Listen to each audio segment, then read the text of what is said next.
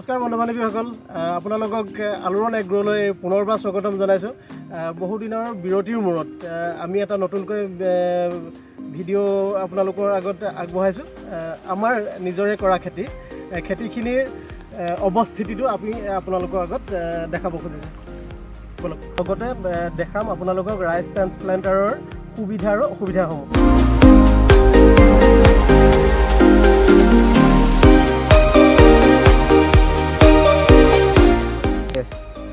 আজি আপোনালোকক এটা সুকীয়া ভিডিঅ' দেখাব বিচাৰিছোঁ, যিটো নেকি আমি নিজা প্ৰচেষ্টাৰে কৰিছিলোঁ। আলোড়ন এগ্ৰ'ৰ ফালৰ পৰা কৰিছিলোঁ শালি খেতিটো কৰিছিলোঁ আমি ৰাইচ ট্ৰান্সপ্লাণ্টাৰলৈ। গতিকে আমি কেনেকুৱা হৈ আছে খেতিটো আপোনালোকক কিছু আভাস দিব বিচাৰিছোঁ।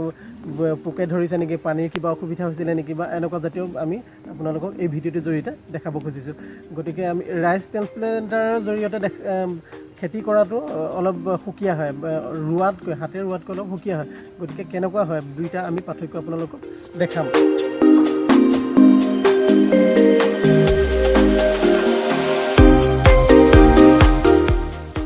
নমস্কাৰ, এয়া হ'ল আমাৰ ৰাইচ ট্ৰান্সপ্লাণ্টাৰে ৰোৱা। এইডোখৰ আমি ৰাইচ ট্ৰান্সপ্লাণ্টাৰ ৰুইছিলোঁ খেতি। ইয়াত আমি আইজোং খেতি কৰিছিলোঁ।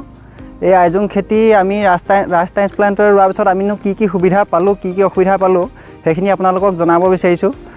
আমি এইডৰা প্ৰথম ৰুইছিলোঁ, ৰোৱাৰ পিছত এতিয়া চাওকচোন আপোনালোকে এই খেতিডৰা আমি ৰাইচ ট্ৰান্সপ্লাণ্টাৰ ৰোৱাৰ পিছত কেনেকুৱা হৈছে। এইখিনি আমি আইজোং ধান কৰিছিলোঁ। আইজোং ধান ইয়াত আমি বিশেষ সাৰ কোনো প্ৰয়োগ কৰা নাই, ৰাসায়নিক সাৰ প্ৰয়োগ কৰা নাই। আমি ৰাইচ ট্ৰান্সপ্লাণ্টাৰ আমি এটা কৰি চাইছিলোঁ যে কেনেকুৱানো হয় খেতিখিনি। বৰ্তমান ভালেই হৈছে আৰু বিশেষ অসুবিধা আমি পোৱা নাই। তাৰপিছত আমি ইয়াৰ পিছতে আৰু আমাৰ বেলেগ এডৰা খেতি আমি দেখুৱাব পাৰিম। তাৰ কিনো অসুবিধা আছে, তাত আমি কিছু অসুবিধা পাইছিলোঁ। গতিকে সেই অসুবিধাখিনি আমি দেখুৱাম। আমি আগলৈ যাওঁ।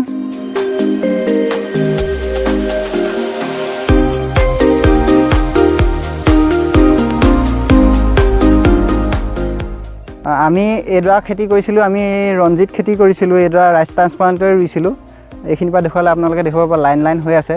কিন্তু এই পথাৰডৰাত আমি হ'ল কি, পানী আমি কোনটো কণ্ট্ৰল ব্যৱস্থা নাছিলে, আমাৰ সম্পূৰ্ণ বৰষুণৰ ওপৰত নিৰ্ভৰ আছিলে। যিহেতু শালি খেতি কৰিছিলোঁ, গতিকে পানী ব্যৱস্থা নকৰিলে ৰাইচ ট্ৰান্সপ্লাণ্টাৰ ৰুই মানে বিশেষ লাভ নহয়। পানীৰ ব্যৱস্থাটো সম্পূৰ্ণ জোখত থাকিব লাগিব। এইখিনি পানী শুকাই গৈছিল। পানী শুকাই যোৱাৰ কাৰণে ইয়াত কি হ'ল, বনখিনি গজি গ'ল, আৰু বনখিনি গজি যোৱাৰ পিছত ধানটো বাঢ়িব নোৱাৰিলে। ইয়াত আপোনালোকে এনেকৈ এইখিনি চাব পাৰে। এইখিনি আমাৰ বন গজি গ'ল। বন গজি যোৱাৰ কাৰণে গতিকে ৰাইচ ট্ৰান্সপ্লাণ্টাৰে শালি খেতি কৰিবলৈ হ'লে পথাৰডৰা সমান লাগিব প্ৰথম কথা, আৰু দ্বিতীয় কথা পানীৰ ব্যৱস্থাটো আগতীয়াকৈ কৰি ল'ব লাগিব। সময়ত যদি পানী পোৱা নাযায় তেতিয়াহ'লে এনেকুৱা অৱস্থা হ'ব, পথাৰ আপোনাৰ বেয়া হ'ব, বন গজিব। আপোনালোকক পাৰ্থক্য এটা দেখুৱাব বিচাৰিছোঁ। এইখিনি মাজৰখিনি আমি এটা পৰীক্ষামূলকভাৱে কৰিছিলোঁ, ৰাইচ ট্ৰান্সপ্লাণ্টাৰে ৰুইছিলোঁ, আৰু কাষত কিন্তু হাতেৰে ৰোৱা আছে। আপোনালোকে চাব পাৰে, ইয়াৰ আপুনি হাতেৰে ৰোৱাখিনি আৰু ৰাইচ ট্ৰান্সপ্লাণ্টাৰে ৰোৱাখিনিৰ মাজত পাৰ্থক্যটো আপোনালোকে দেখিব পাৰে।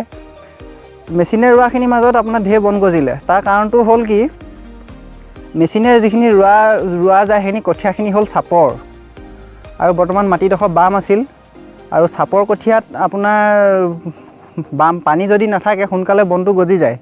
কিন্তু হাতেৰে ৰোৱা কঠীয়াখিনি সাধাৰণতে ওখ কঠীয়া ৰোৱা যায়, গতিকে সেই বনখিনি গজিবলৈ সুবিধা নাপালে।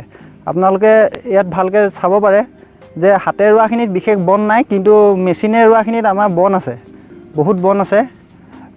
আপুনি এইডোখৰ চাওক, মেচিনে ৰোৱাখিনিত বন আছে, কিন্তু হাতেৰে ৰোৱাখিনিত কোনো বন নাই। গতিকে মূল সমস্যাটো হ'ল সেইটোৱেই যে মেচিনে ৰুলে পানী কণ্ট্ৰল ব্যৱস্থাটো লাগিবই।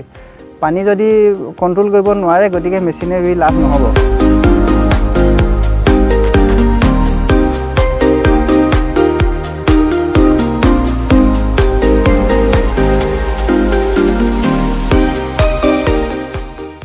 এইখিনি আমাৰ পোকে খাইছে। আমি বৰ্তমান ইয়াত কোনো ঔষধ ব্যৱহাৰ কৰা নাই, কোনো সাৰ ব্যৱহাৰ কৰা নাই কাৰণে এইখিনি আমাৰ ঔষধ ব্যৱহাৰ কৰা নাই কাৰণে এনেকুৱা অৱস্থা হৈছে, পোকে খাইছে। কিন্তু পোকটো নিৰাময় কৰিব পাৰিলে ভাল আছিলে।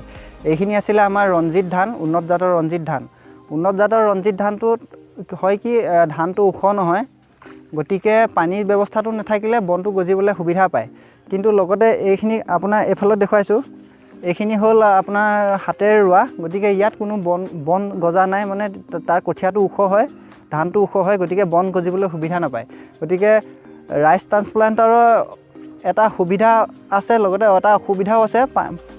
অসুবিধাটো হ'ল কি যে বন নিৰাময় কৰিব লাগিব, পানী সুব্যৱস্থা কৰিব লাগিব। ৰাইচ ট্ৰান্সপ্লান্টাৰ আমি ৰোৱাৰ পিছত আমি যিখিনি সুবিধা আৰু অসুবিধাখিনি কৈছোঁ যে সুবিধাটো হ'ল কম সময়ত অধিক ৰুব পাৰে, আপোনাৰ যিখিনি লেবাৰ কষ্ট সেইটো কম হয়। আৰু গতিকে এই ৰাইচ ট্ৰান্সপ্লান্টাৰটোৰ যোগেদি বড়ো খেতিৰ ক্ষেত্ৰত কিন্তু ৰুবলৈ বহুত সুবিধা হ'ব। মাটি ৰোৱা যন্ত্ৰটোৰ অসুবিধাখিনি হ'ল কি ইয়াত আমি দ মাটিত ৰুব নোৱাৰি, বিশেষকৈ আমাৰ অসমৰ বহুত দ মাটি থাকে, পানী বহুত থাকে, তেনেকুৱা মাটিত ৰুব নোৱাৰি। আৰু যিখিনি মাটিত পানীৰ সুব্যৱস্থা থাকে, এৰিব পাৰি, পানী যোগান ধৰিব পাৰি, তেনেকুৱা মাটিত আপোনাৰ দিবলৈ সুবিধা হয়, কৰিবলৈ সুবিধা হয়। আৰু আমাৰ বনবাদ নিয়াবৰ কাৰণে ব্যৱস্থা কৰি ল'ব লাগিব, পানী নহ'লে বনবাদ উঠিব পাৰে, গতিকে সেইখিনি আমি ব্যৱস্থা কৰিব লাগিব।